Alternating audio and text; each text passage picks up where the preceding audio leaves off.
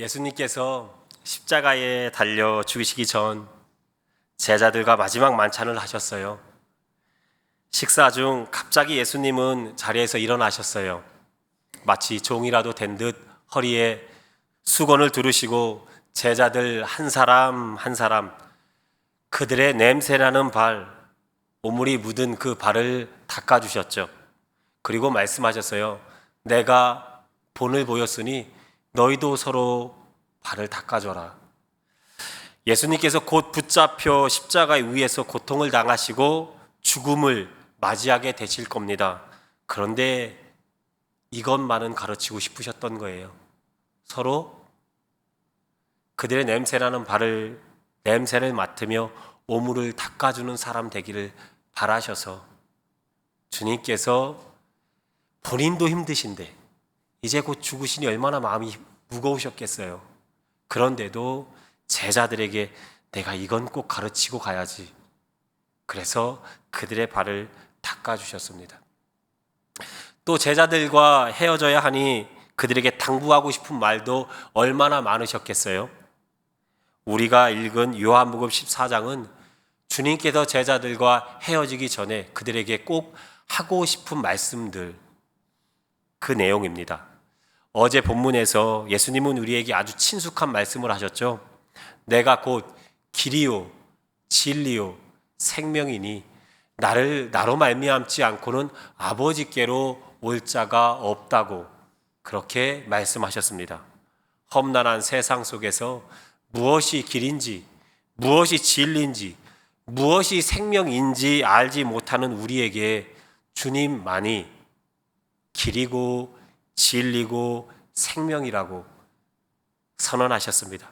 그리고 우리가 예수님을 길과 진리, 생명으로 삼을 때 아버지께로 갈 것이라고, 아버지의 품에 안기게 될 것이라고 말씀하셨어요. 사랑하는 성도 여러분, 우리는 참으로 빠른 세상에 살고 있어요. 수많은 정보들이 스쳐 지나가고 있습니다. 우리를 자극하고 그 정보들은 쉬이 사라지고 맙니다.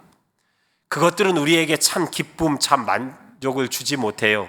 일시적이고 단편적일 뿐 참 만족을, 영원한 만족을 주지 못합니다. 우리는 영원한 것이 아니라면, 영원하신 하나님의 품에 안기지 않는다면 우리는 결코 참 만족을 누리지 못하는 존재들입니다. 우린 그렇게 창조됐어요. 주님께서 영원하신 아버지께 가는 길이고 진리고 생명이세요. 그 주님을 굳게 믿는 저와 여러분 될 수 있기를 주님의 이름으로 축복합니다. 오늘 본문 12절을 다시 한번 우리 읽어볼까요? 12절 함께 읽습니다. 시작.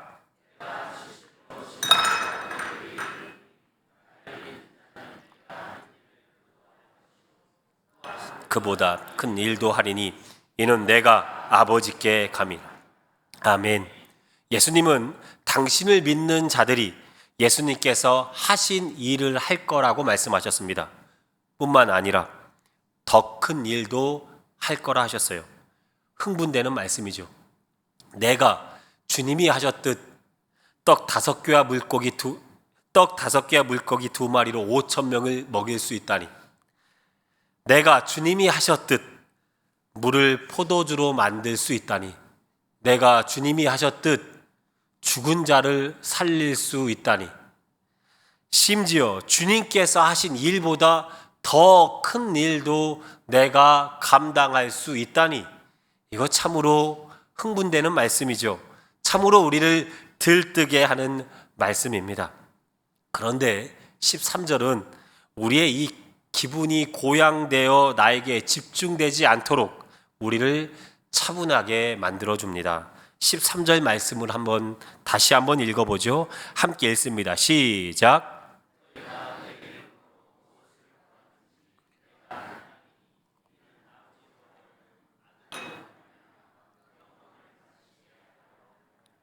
주님이 하시는 그 일을 내가 하고 더 큰 일을 하기 위해서는 주님의 이름으로 구해야 됩니다. 그러면 주님이 하세요. 주님의 이름으로 구하면 주님이 하십니다. 주님이 하셨으니 영광도 주님, 우리 하나님이 받으시죠. 내가 주님이 하신 일보다 더 큰 일을 할 수 있는 건 전적으로 주님의 도움이고 하나님의 영광 때문이라는 거죠. 그 일을 통해 나를 자랑하고 나를 높이고 나를 앞세울 여지가 없습니다. 그래서 14절은 주님이 다시 한번 못 박는 말씀인데요. 14절, 내 이름으로 무엇이든지 내게 구하면 내가 행하리라. 할렐루야. 주님께서 우리에게 너는 내가 한 일도 할 것이다. 더 큰 일도 할 것이야. 그런데 주님께서 덧붙여 말씀하신 거예요. 내 이름으로 구해야 되고 그러면 내가 그 일 해줄 것이고 그 큰 일도 내가 해줄 것이라 말씀하시며 네가 할 수 있는 것이 아니고 결국은 내가 하는 것이다 라고 말씀을 하셨단 말이죠. 사랑하는 성도 여러분, 우리는 주님이 하신 일보다 더 큰 일도 하게 될 것입니다.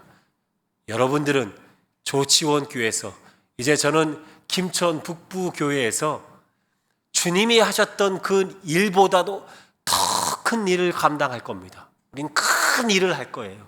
주님이 이 땅에서 하지 못하셨던 그 일도 우리는 하게 될 것입니다. 그러나 우리가 누구의 이름으로? 주님의 이름으로 그것을 하게 될 것입니다. 그러면 주님께서 우리로 하여금 더 큰 일을 하게 하실 줄로 믿습니다. 그 은혜를 경험하는 저와 여러분 될 수 있기를 주님의 이름으로 축복합니다.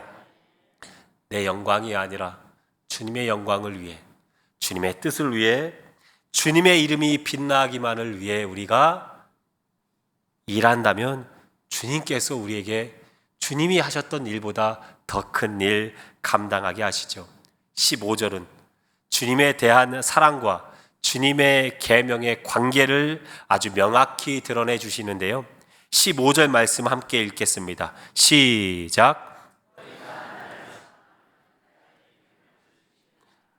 주님을 사랑하는 것이 어떻게 드러납니까? 주님의 계명을 지키는 것, 주님의 명령을 따르는 겁니다. 십자가를 지고 나를 따르라는 말씀에 순종하는 자가 주님을 따른다는 말씀이에요. 이웃을 내 몸과 같이 사랑하라는 주님의 말씀에 몸부림치는 자가 주님을 사랑하는 자고요. 자기를 비우고 종의 형체를 가지사 죽기까지 낮아지셨던 예수님을 닮고자 오늘도 자기를 쳐 복종시키는 그 사람이 주님을 사랑하는 자입니다. 내 이름으로 구하라, 그리하면 내가 행할 것이다 말씀하신 오늘 말씀이죠. 그 말씀에, 그 주님의 말씀에 순복하여 오늘도 내 삶 가운데 주님의 뜻이 이루어지기를 바라며 기도하는 그 사람이 주님을 사랑하는 자란 말입니다. 주님의 말씀을 따름으로 주님께 사랑을 표현하는 그 사람들을 주님께서 어떻게 사랑하실까요? 너무 사랑하시죠. 주님께서 너무 사랑하세요. 그래서 그와 함께하고 싶어 하세요. 21절의 말씀이 그런 말씀이고 그 앞에도 그런 말씀들이 많이 나옵니다. 21절에 보면 우리 21절 한번 읽어볼까요? 함께 읽습니다. 시작.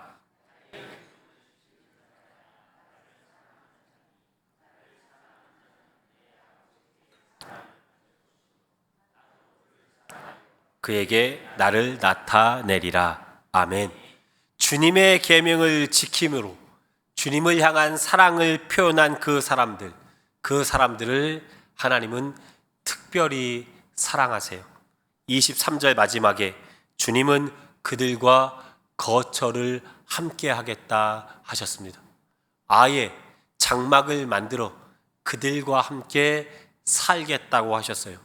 16절은 그런 사람들을 위해 보혜사, 돕는 분을 보내주시겠다고, 성령님을 보내주시겠다고 하셨고, 18절에는 내 말을 듣고 따르는 그 사람들, 나를 그렇게 사랑하고 있는 그들을 내가 고아와 같이 내버려 두지 않겠다고 약속을 하셨습니다.